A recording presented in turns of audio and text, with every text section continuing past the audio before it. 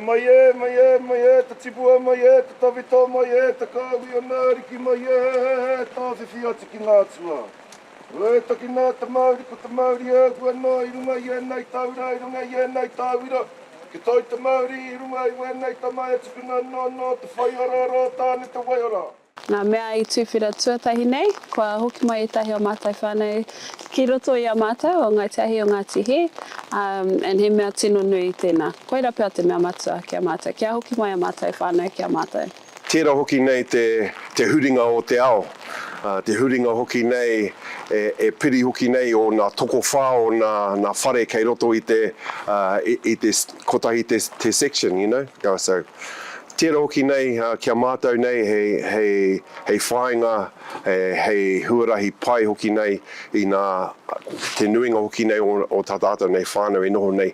Kei wānga nui te takiwā nei ki Hairini maunga tapu Poike.